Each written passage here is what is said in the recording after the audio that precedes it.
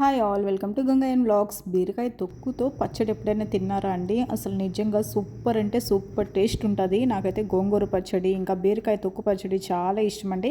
ప్రాసెస్లోకి వెళ్ళిపోదాం. ప్యాన్ పెట్టేసుకుందాం. ప్యాన్ పెట్టేసి ఇంకా ఆయిల్ ఒక 2 టేబుల్ స్పూన్ వేసి ఇంకా కొంచెం జీలకర్ర, కొంచెం మినపగుళ్ళు, కొంచెం శనగపప్పు, పచ్చిమిర్చి ఒక 5-6, ఎండుమిర్చి ఒక 2, కొంచెం కరివేపాకు ఎక్కువ వేసుకోండి. దీంట్లో బాగుంటుంది. అన్నీ బాగా వేగేలాగా చేయాలి. మంచి అరోమా వస్తుంది కదా, ఆ టైం వరకు వేపుతూ ఉండండి. చాలా అంటే చాలా టేస్టీగా ఉంటుంది ఈ పచ్చడి.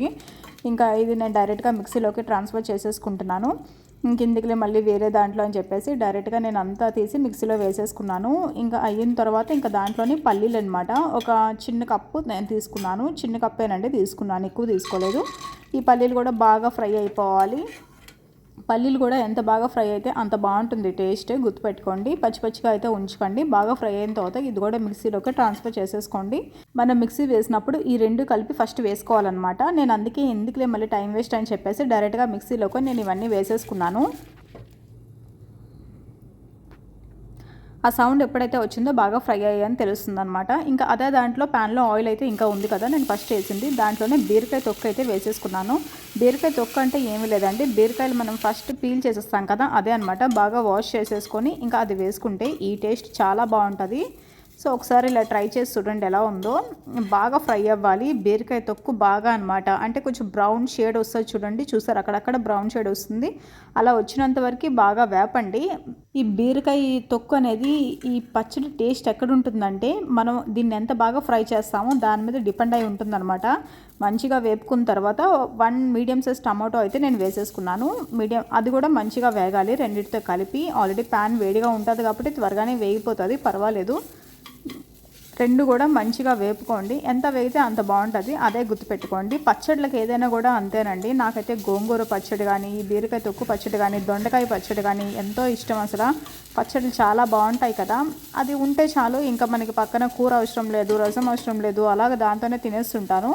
అది ఒక పక్కన పెట్టి చల్లార్చుకోండి. ఇంక ఇంతలోపు ఇవి మనం వేసుకున్నాం కదా, ఇది మనం మిక్సీ వేసేసుకుందాం. ఫస్ట్ మిక్సీ వేసుకుంటే ఇలా ఉంటుందన్నమాట, కొంచెం గాడగాడగా, ఏం పర్వాలేదు. దీంట్లోనే మనం తొక్కు ఇంకా టమాటో వేసుకున్నాం కదా అది కూడా వేసేసి సరిపడా ఉప్పు అయితే వేసుకొని మళ్ళీ మనం బాగా బ్లెండ్ చేసుకోవాలన్నమాట. ఇది ఫస్ట్ కరెక్ట్గా బ్లెండ్ అవ్వదు, మనం తర్వాత మళ్ళీ తీసిన తర్వాత కొంచెం ఇదైన తర్వాత కొంచెం వాటర్ అనేది వేసుకోవచ్చు. చాలా కొంచెమే వేసుకోండి వాటర్ కూడా, కావాలంటే కొంచెమే, మరీ ఎక్కువ వేస్తే కూడా బాగోదు. ఇదేంటంటే కొంచెం ముద్దగా ఉంటేనే బాగుంటుంది. చూసారా ఒక రకంగా అయ్యింది. దీంట్లో ఏంటంటే కొంచెం మనం వాటర్ వేసుకుంటే ఇంకా ఫ్రీగా అయిపోతుంది అనమాట. నిజం చెప్పాలంటే ఈ బీరకాయ తొక్కులని ఫైబర్ ఎంత ఉంటుందంటే అంత ఉంటుందండి. తింటుంటే మీకే తెలుస్తూ ఉంటుంది. ఇంకా అంతా ఒక దగ్గరకు తీసేసుకొని ఇంకా మంచిగా మిక్సీ అయితే వేసుకోండి.